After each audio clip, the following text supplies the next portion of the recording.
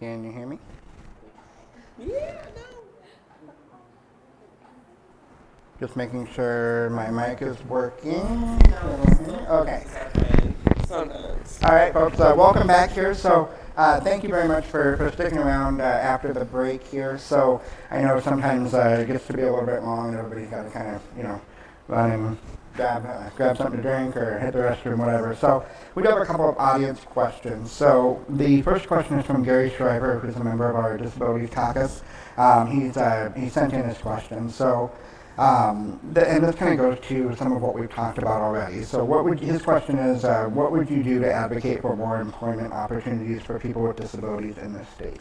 Right. I think we have to be clear about the calculations so people truly understand what work they can and cannot do and still be able to maintain their benefits. That's one thing. I also think we've got to do a stronger job of creating pathways within our different industries throughout the state to make sure that people are readily available and trained up to work with our communities with disabilities as well.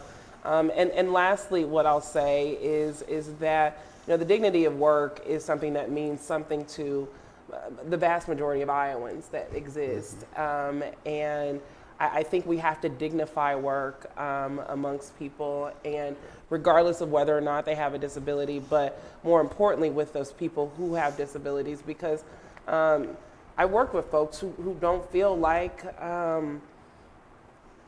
that they have a community around them that thinks that they can add value. And I don't want anybody to ever be in that type of position. Right. I might not be able to do what you do, CJ, and you may not be able to do what I do, but I need you to be able to do what you know how to do. Right. And it's important to me to make sure that those pathways are made available to Iowans. Well, and part of that, I think, is, and most of the folks in this room who have encountered, the bureaucracy may agree. It's not so much about the fact that there's a cutoff. It's more that it's a cliff rather than a sliding scale. We should be able to earn a little bit more. You should be able to. One of my favorite things about working and growing in my career is like when I do better in my career, I make more money, right? And so we don't ever want to make someone feel like they can't advance to the next step in their career because they're going to fall off that benefits cliff. And that sliding scale is not challenging to create. Right. We just have to create it. I mean, they use sliding scales for everything all the time. Like, it's just people with disabilities kind of get left out. And so I love that we're all here with you and at the table. So the next question is actually really interesting and I think important. So most Iowans and people generally assume that disabilities mean those things that are blatantly obvious, right? So disabilities you can see, but too often disabilities are things like fibromyalgia or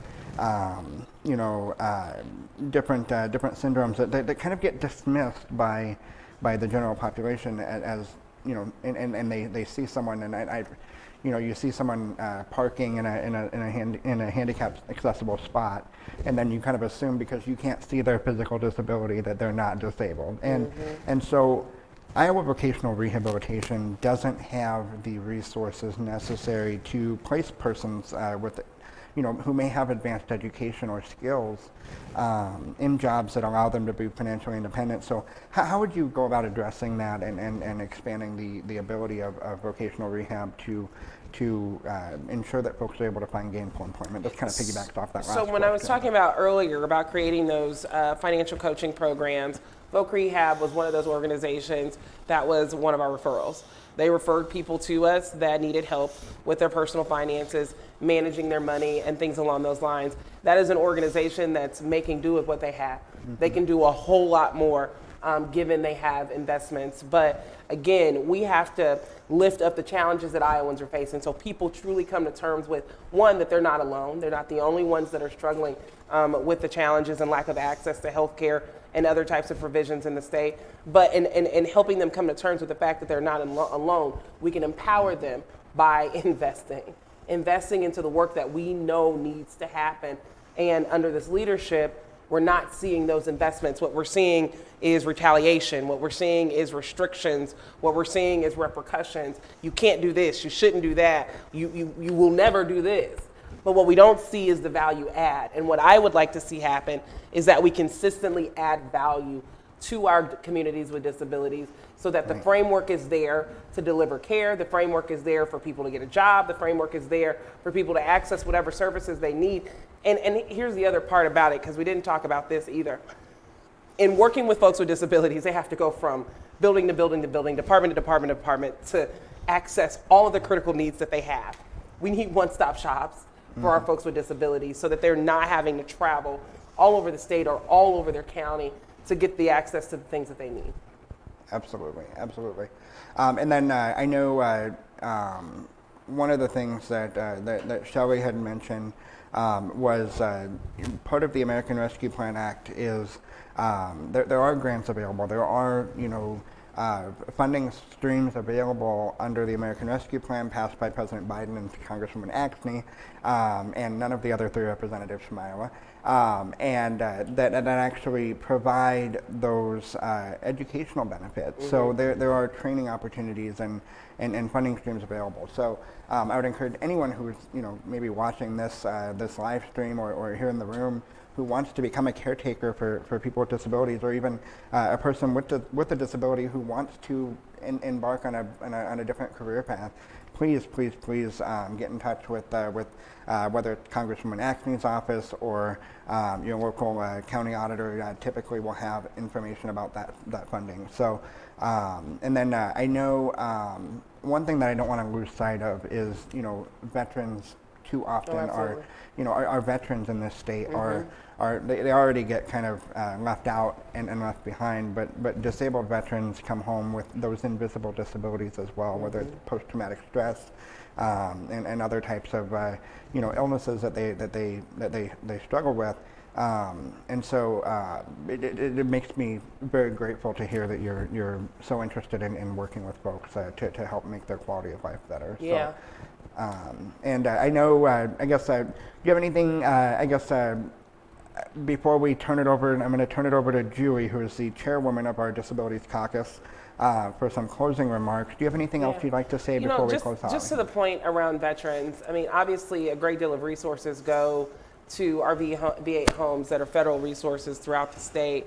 But I believe that if we have a stronger advocate for veteran affairs and the veteran resources that we need to come into the state, and a stronger partner, so that when those resources do actually come to the state, that we're putting to good use, that we're not just resolving the challenges with the specific communities that we're trying to help. We're also resolving this one challenge in that our governor refuses to invest in the state adequately, right? I mean, folks, we are barely making do with very little at this point in time. And the fact that we're barely making do with very little and that we're still standing and we're still strong is, one, a good thing for Iowa because we're resilient and we know we've got it in us and we know we've got what it takes. But imagine if we have a governor that's on your side too. A governor that believes in the future of the state, that believes in the viability of the state, that believes in the commitment that you all have to your communities. We can make this thing happen. There's no need of subscribing to this mindset that you got to rob Peter to pay Paul. We don't have to do that. That's the easy way. The hardest way is to make sure Paul is good, Peter's good, and Paula. But it takes good leadership that's willing to make that happen. The challenges that our communities with disabilities, our communities of color, our aging Iowans, our rural Iowans, those are not going to be resolved by turning a blind eye to the challenges. They're just going to be perpetuated. And I don't shy away from a challenge, good people. I don't. And I'm willing to go to bat for you to make sure we're doing the hardest work to meet our most vulnerable population's needs because we can. I know we can because we've done better before. I'm grateful that we had the opportunity to have this conversation. This isn't over. We continue to have these conversations. I have an agenda called the Real Agenda. When we talk about the challenges that Iowans are facing, sometimes we need a framework to talk about those challenges. And REAL is an acronym. The R stands for Rural Revitalization. We need our rural communities to thrive, whether we're in urban Iowa, suburban Iowa, or rural Iowa. We need our rural communities to be strong. We also, E stands for education and childcare. I hear that all over the state, that we need stronger access to an affordable quality education. You know, this is a state that was once number one in education. Now we're falling farther and farther down the list. We've lost 40% of our childcare providers. We can do better than that. But those are issues that everyday people are talking about. A stands for accessible and affordable healthcare and mental health care. We talked about this issue at length today. We know it's a challenge. We know it's a problem. We should just do something about it. And lastly, L, labor force empowerment. Another thing we know we can do something about: increasing people's wages, increasing the state's minimum wage. We're losing people all over the state to surrounding states because they pay people higher wages. And I ask Iowans this all the time, no disrespect to Kansas, but are you telling me we can't do better than Kansas? I know we can. I know we can. We just need leadership with the willpower to see you and do something about the challenges that you're facing. And that's not always a cookie cutter approach, but an approach that's worthwhile to you and the rest of the state. And that's how I want to lead. Perfect. So folks, Deidre's not going to, oh, sorry. Give it up for Deidre DeJear here, everybody. One thing I want to mention real quick. So there are 3 things that the campaign needs from you all. Okay, if you're ready to get on board, we can't ask Deidre to do more than we're willing to do for ourselves, right? So Deidre's all over the state. She's talking to people. She can't get in every room. She can't talk to every neighbor that we all have, right? So that's our job.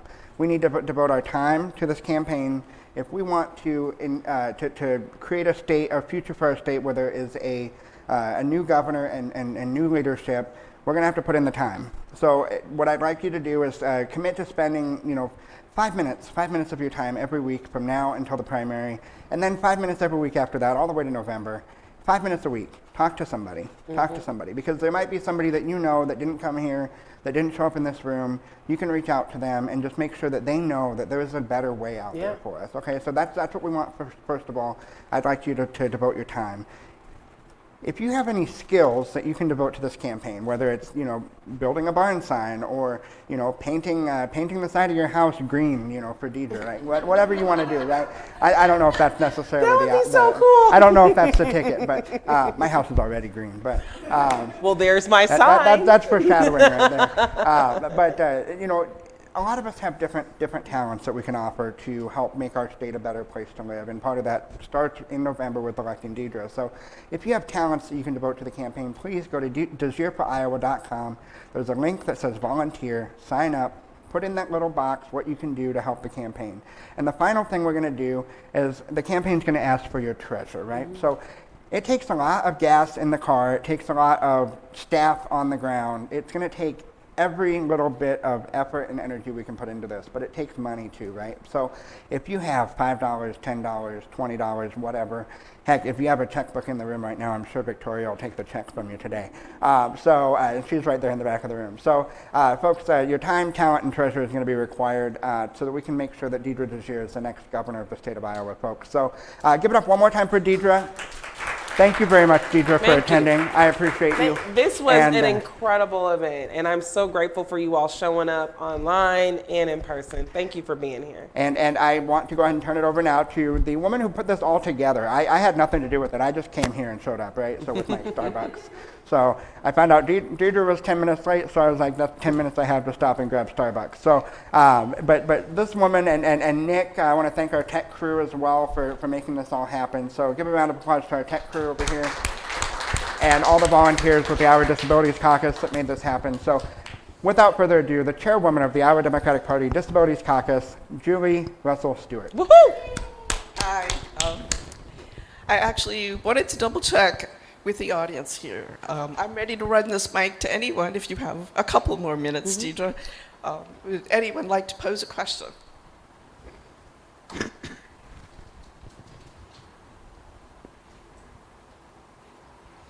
I just want to make sure we have our, requests covered. We have a couple questions come in over the, virtual aspect. If anyone has a burning question on their mind right now. Yes, Jen. One of the things I'm Jen Wolf from Waverly. One of the things that I've noticed in the work with trying to get changes to Medicaid is that a lot of language in government, communications through government, especially through the Department of Human Services, is not accessible. Yeah. It's not accessible for blind. It's not accessible for people who are deaf. It is not accessible to people who have learning disabilities or intellectual disabilities. It's too high level. It's written for college or above. And people who, like even talking to DHS, they don't understand that the level that they're speaking at is not understandable to the typical person. Mm-hmm. As a potential leader of Iowa, what would you do about that? A part of service delivery and quality in service delivery is being able to communicate to the individual what service they are going to get. Leadership in the governor's role is a public service mechanism, and everything that government does is about public service. And so we do have to do a stronger job of meeting people where they are related to how we communicate, when we communicate, where we communicate. But we also have to do a stronger job of helping people better understand our systems and how they work. And sometimes it's not just words. Sometimes it's pictures, you know, and I believe in that type of learning, meeting people where they are there, because when people are very clear about what government is doing, what systems and programs are doing, then it alleviates a lot of the questions, the confusion. Also helps put providers on the same page as the patient, as the parent, so that we all are understanding what we're trying to reach towards. And so I'm glad that you brought that up. And I'm glad that you brought that up, not just for the conversation around disabilities, but for everybody in this state, to be frank, because it's quite challenging for folks to truly understand the mechanisms of how government works, even to the degree of voting. You know, we've gotten so many measures that have carved out our access to the ballot box, and it's confusing. It's confusing, and regular everyday people are like, help me understand how I can vote. Help me understand how I can volunteer to help other people participate in the process. And we will do a stronger job of being able to communicate thoroughly and effectively to people. Yeah, thank you for that. Thank you very much. Any other questions before we do our wrap up? I think we're good. Awesome.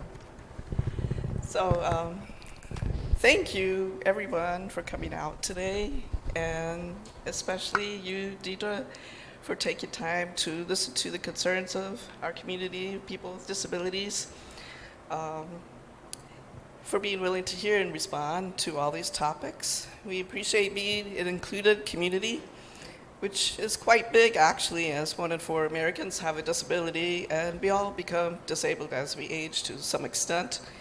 So by addressing the needs of this community, you are making a better Iowa for all of us. Absolutely. We applaud that, and we hope we can continue to work with you. Big thanks to all of you who helped put this on, including our excellent moderator, CJ Peterson, who is a former candidate for Iowa State Senate District 6 in northwestern Iowa. And also big thanks to our caucus vice chair, Eric Dunat, for his assistance today. And a big shout out to our tech wizard, Nick Peterson, for making this work. Thanks to our interpreter, Teresa, from Hands Up Communication, and for providing communication access. And thanks to the Iowa Democratic Party for their support for our accessibility needs, from this forum to all of the meetings that we've attended. Thank you very much. And if you're interested in disability issues, as I imagine you might be, I invite you to join our caucus. On the back table there, you can find our literature about our caucus, as well as a sign-up sheet if you'd like to attend a meeting. So please leave your name and email there. We'd love to have you in our caucus, being a voice for other Iowans with disabilities. As I noted, excuse me, I would like to say that we have a couple of candidates here right now with us. We have Senate candidate Dr. Glenn Hurst. Is he present right now? Okay, he might have had to go deliver some signs. Yeah, which is, you know, all you candidates know, that's a big part of this. So I want to thank him for being here to participate. And we also have Veterans Caucus Chair Shelley Servidia Elias here in the room, and she is running for House District 96 in Muscatine. And we also have Josh Turk in the back of the room, running for House District 20 in Council Bluffs. I think it's pretty darn amazing that we have people with disabilities stepping up to run for office, to make changes for everyone. So please take a moment to visit with these candidates before you leave and find out more about them. So lastly, just thank you all for being here, both in the room and across the internet. We appreciate it so much.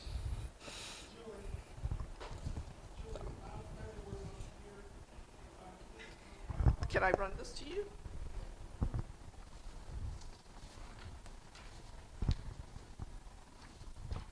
Must have the mic. Just wanted to let everyone know that Bob Kresik was also here. He's one of our local state legislators in the Iowa House. He's from Iowa House District 75. Thank you.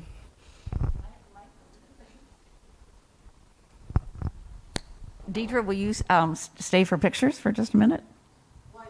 Stay for photos with a. Okay, thank you. Thank you.